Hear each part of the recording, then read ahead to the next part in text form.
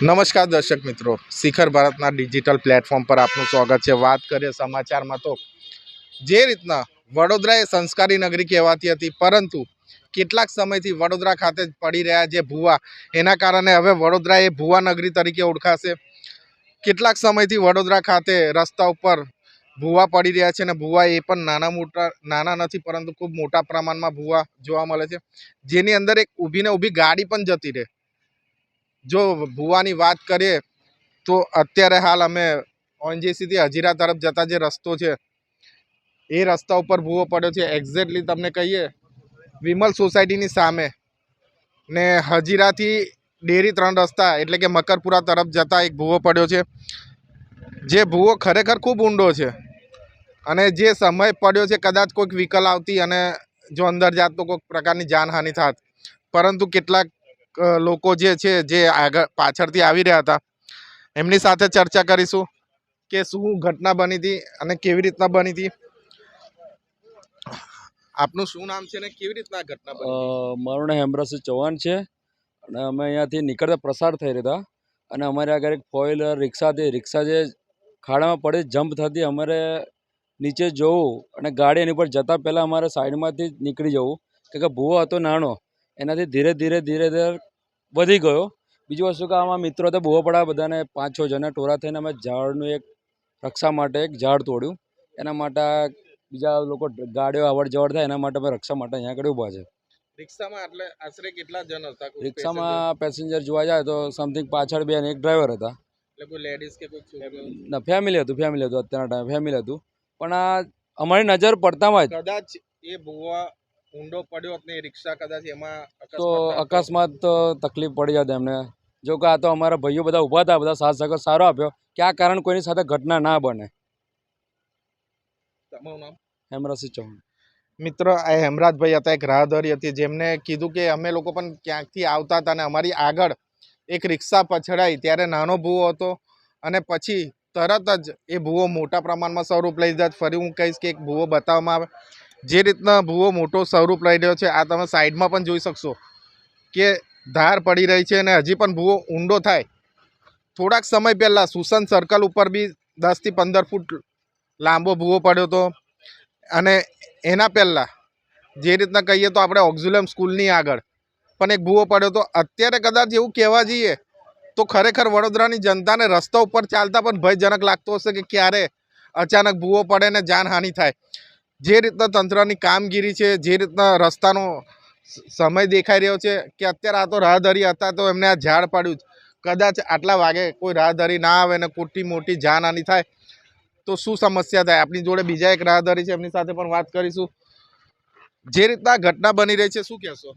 અરે સાહેબ, અમે તો સામે ઊભા હતા અને અચાનક અમારા ભાઈએ એવું કીધું કે બૂમો થોડી સાંભળી તો ખબર પડી કે પહેલાં નાનો ભૂવો હતો, તો અમે લોકો આને પહેલાં એવું કીધું કે ચલો ટ્રાફિકને દૂર કરીએ કે કોઈ ગાડી અંદર ઘૂસી ના જાય। પછી ધીરે અમે લોકો ત્યાં ઊભા હતા એટલામાં તો પેલો ભૂવો એટલો મોટો થઈ ગયો કે અમે લોકો અંદર ઉતરી ગયા, પણ પછી અમે લોકો દૂર હટી, અમે લોકો ઝાડ તોડ્યું, પછી અમે લોકો સંતાડ્યું, એ ભૂવો સંતાડી દીધો અને ટ્રાફિકને પણ રોક્યો। પણ ખાલી વસ્તુ એ છે કે યાર આવી જગ્યાએ જ્યાં આટલું મોટું લાઈક મને નથી ખબર કે આ રોડ પર કોઈ દિવસ ભૂવો પડ્યો હોય, બધે ભૂવા પડી ગયા પણ આટલો મોટો ભૂવો અચાનક પડી જાઓ અને નીચે તમે જુઓ ખાલી આટલા પેલા ડામરના પડ છે અને નીચે આખું પોલું છે, એટલે કદાચ કાં તો ભ્રષ્ટાચાર છે, કાં તો પછી કુદરતની મહેરબાની છે કે એટલું બધું પાણી આવી ગયું કે આટલો બધો આખો રોડ ધોવાઈ ગયો। આ તો ભાજપ જ જાણી શકે હવે શું કરી શકે। તમે કીધું કે હજી 1-2 મહિના થયો, સુસન આગળ બી ખૂબ મોટો ભૂવો હા પડ્યો સાહેબ, હતો, સુસન થી આગળ ઓક્ઝિલમ સ્કૂલ છે ત્યાં પણ એક ભૂવો પડ્યો હતો ને આ જોવા જઈએ તો પ્રતાપનગર થી મક્કરપુરા જતા આ જ રસ્તા ઉપર 3 ભૂવા પડ્યા। પડી ગયા। હવે આ તો હવે અમે તો શું કહી શકીએ, અમે તો એઝ અ જાગૃત નાગરિક અમે લોકો અહીંયા લોકોને રોક્યા છે કે ભૂવામાં કોઈ ના પડે, પણ મને એવું લાગે છે કે આ વસ્તુનું નિરાકરણ આટલો મોટો ભૂવો મને નથી વિચારમાં આવતું કે આટલો મોટો ભૂવો પડવો જોઈએ કે એટલું બધું ધોવાણ થઈ ગયું તમારી જમીનનું કે આટલો મોટો ભૂવો પડ જે ડાંબરનું પડ જે ખાલી આટલું દેખાઈ રહ્યું છે અમને, બાકી આખો ભૂવો છે, નીચે મોટો થઈને ખાડો છે। હવે મારું નામ દિવ્યાંશ ભટ્ટ છે સાહેબ। એક રાહદારી હતી દિવ્યાંગ બસ, એમનું કેવું હતું પણ અમે સોસાયટીની સામે હતા ને આ થયું છે। આપની પાસે તમે જોશો આગળ ફાયરની ગાડી પણ છે, ફાયરના અધિકારીઓ પણ છે, એમની સાથે પણ ચર્ચા કરીશું। કે આ જે ઘટના બની રહી છે શું કહેશો? સર તમને ક્યારે કોલ આવ્યો હતો ને કેટલા વાગ્યાનો કોલ આવ્યો હતો? હમણાં જસ્ટ 10 મિનિટ થઈને કોલ મળ્યો ને હજીરા પાસે ભૂવો પડ્યો છે. સર એ કેટલો ઊંડો અને કેટલો પહોળો ભૂવો છે? એ તો અત્યારે અંદાજ નહીં પણ 10 ફૂટ જેટલું પહોળું દેખાય છે બંને સાઈડથી. બંને સાઈડથી હા. 10 બાય 10 10 ને હા સમથિંગ એટલું છે. પણ જે રીતે અંદર જોવામાં આવે છે તો ખૂબ અંદરથી ડીપ ભૂવો હોય. ડીપમાં છે, ડીપ છે થોડું. જે રીતના આ રસ્તા ઉપર જ આ ત્રીજો ભૂવો છે ને એ પણ ખૂબ મોટા પ્રમાણમાં, શું કહેશો? એ તો હમણાં કંઈ નહીં, વોર્ડમાંથી આવી ગયા છે ભાઈ, આવે છે બેરિકેડ લઈને આવે છે ભાઈ, વાત કરી. કોણ છે વોર્ડ? વોર્ડમાંથી આવ્યા છે ભાઈ. આપની સાથે વોર્ડમાંથી પણ આવ્યા છે, એમની સાથે પણ ચર્ચા કરીશું કે આ બધા કારણો શું થઈ રહ્યા છે. જે રીતના વડોદરા જે સંસ્કારી નગરી તરીકે ઓળખાતી હતી, પરંતુ હવે મને એવું લાગી રહ્યું છે કે વડોદરામાં જે પ્રકારના ભૂવા પડી રહ્યા છે તો કદાચ ભૂવા નગરી તરીકે ઓળખાશે.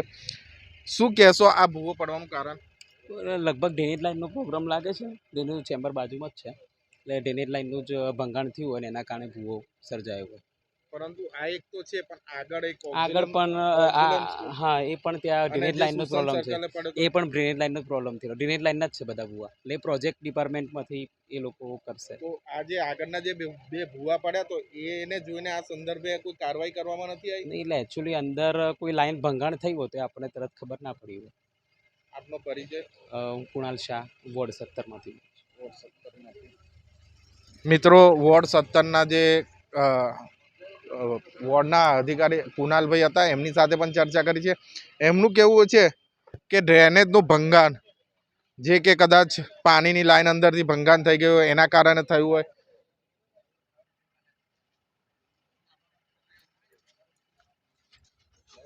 જે રીતના તમે જોશો કે ખરેખર ખૂબ મોટો, અંદર જોશો તો પાણીનું બી હલનચલન થઈ રહ્યું હોય એવું લાગી રહ્યું છે.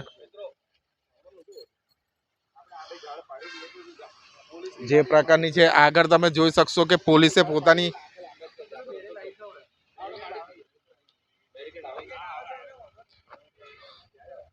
વોર્ડ અધિકારી દ્વારા બેરેકેડ મંગાવવામાં આવ્યા છે. તમે જોશો તો જે રીતના પોલીસની પીસીઆર દ્વારા આગળ રસ્તો બંધ કરવામાં આવ્યો છે, કારણ કે કોઈ રાહદારી અહીં આવે નહીં અને જાનહાનિ ના થાય. પરંતુ મિત્રો, જે રીતના ભૂવો પડ્યો છે, કદાચ કોઈક વસ્તુ કે કોઈક વ્હીકલ આમાં જાત તો ખરેખર જાનહાનિ થાત એવું દેખાઈ રહ્યું છે, કારણ કે ખૂબ મોટા ઊંડાણ પ્રમાણે આ ભૂવો છે. જે રીતના ફાયરના ઓફિસરે જણાવ્યા પ્રમાણે 10 બાય 10નો છે, પરંતુ મને નથી લાગતું એન કરતાં મોટો ભૂવો હોય એવું જણાઈ રહ્યું છે.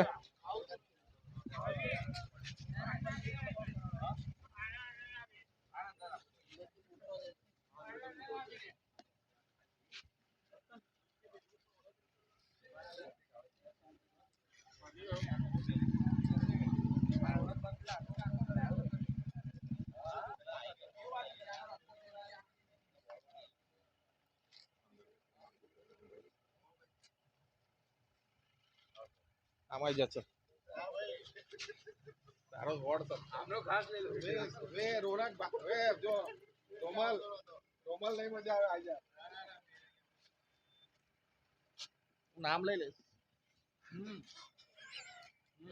ભાગી ગયા લા.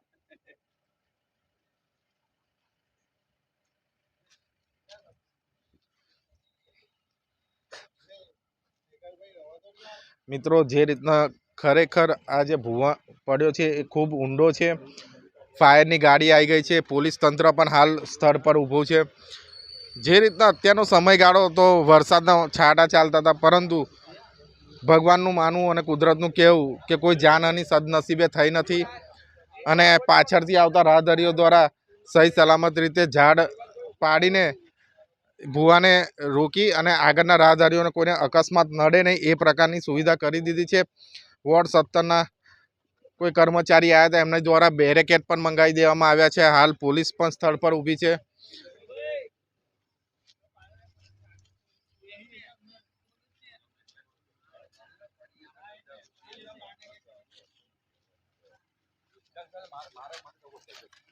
ભાઈ